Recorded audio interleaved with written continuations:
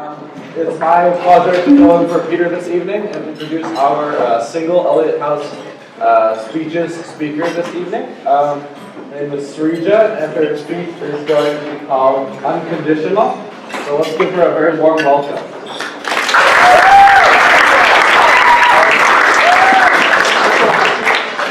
Thanks, Tim. Hello, everyone. Hi. Okay. I'd like to invite you to step into a childhood memory of mine. One of my favorites, actually. It takes place on the other side of the world, in Kerala, in South India, in a house at the side of a road that runs parallel to a stream, on the other side of which are rice paddy fields and plantain trees. The house is my grandmother's one-floor home, and the memory takes place at night. In my house, I'm surrounded by my cousins, aunts, uncles, and grandmothers, all of us in the main room that comprises of the dining area, living room, and study space all together. As we're all talking and laughing, the power goes out. Immediately, we're enveloped in both the muggiest heat because the fan stopped working, and impenetrable darkness because outside the house, there are no electric lights in the vicinity. My immediate sensation is that of alarm, at finding myself now alone as well as uncertainty because all senses of relativity are gone. Next is fear.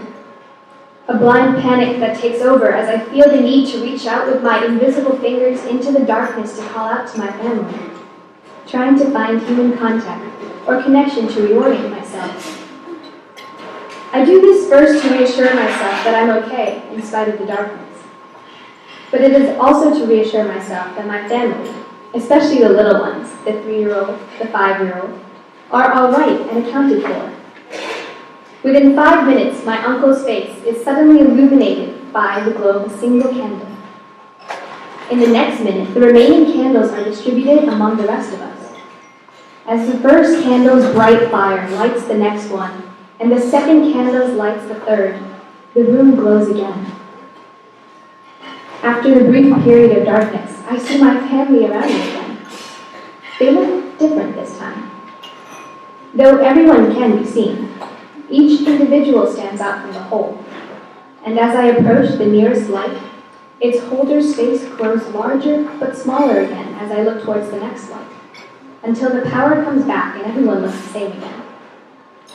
Power outages were a common occurrence in my grandmother's house during the monsoon season, but it's an experience that never gets old. I spent a good deal of my time at Harvard enveloped in darkness.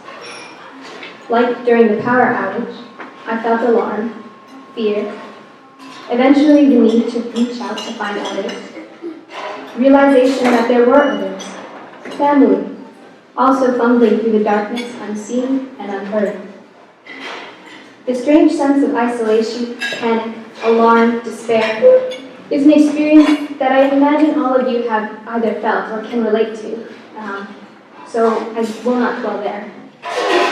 What I would like to share with you is what happened when the candlelight started appearing in my life, in spite of the darkness. Some of these memories take place here with people from Elliott whom I never would have known, except for the fact that we all came together in Elliott House. The smiling face of our house eco-rep, whom I didn't know at the time, apart from this role, approached me on Friday night past 11 p.m. this past October, as I was stressing out over writing my thesis. I was sitting alone in the D hall here, and she had just finished baking cookies and muffins, saw me, and offered me some of both. She saved my sanity that night. Thank you, Albies.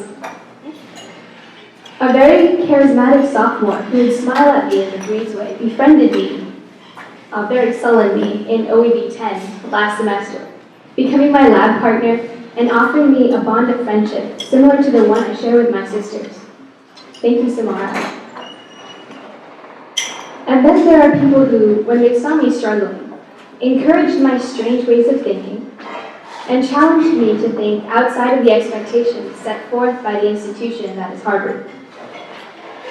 When I first was struggling with physically and mentally with a weaker version of myself than I had known in high school in freshman year, I stumbled into the academic and personal care of Professor Ann Harrington, now my concentration advisor, who told me directly that I needed to get better at dealing with uncertainty. Still struggling to recover some sense of self sophomore year, I met my sophomore concentration advisor, Avi, who told me to do just what made me happy and to take care of myself. I've been following every women fancy since then. In my junior year, my friend Brendan taught me by his actions that it wasn't just good enough to call myself a Christian on paper and be done with it. That strong conviction in a faith must lead to conscious action as a follower. And this past year, a couple weeks ago, I got to know Heidi, an extraordinarily selfless, witty, poetic, and fun woman who told me something that validated my whole existence. I was apologizing to her for dominating our conversation when she said, "Stop apologizing. You're allowed to take up space, you know." So here I am, still struggling, but learning how to unapologetically take up space. If I start talking about each of my good friends, the number of times I've been comforted by Rachel's hugs and love, the number of times my co-pilot Haley would call me out on the lies I told myself because she truly cared about seeing me become the best version of Sreeja, I wouldn't end the speech. I have at least one special, outstanding memory for every one of you whom I've had the fortune to cross paths with. It's a gift of my grandmother's, actually. And in my last weeks, it would be wonderful to get to meet the rest of you here, if possible. But that special memory that I have for each of you paints in my mind's eye a vivid image of the moment I began to see the way in which your brilliant light affects my world. The way in which your love brings me out of the darkness and fills me with the desire to become a candlelight myself, so that I could try to be for someone else what you were, what you are for me. Thank you for being exactly as you are. Please know that you affect the world in such a uniquely beautiful, extraordinarily distinct and powerful ways. Take it from someone who sees your light, and even from a distance, whether it is through speech you've given, a YouTube channel you've created, a song you've arranged or composed, or simply your presence, your friendship, your kind words, your grace. Take it from someone who, even from a distance, is touched by your light and inspired to be a better person because of you. Thank you.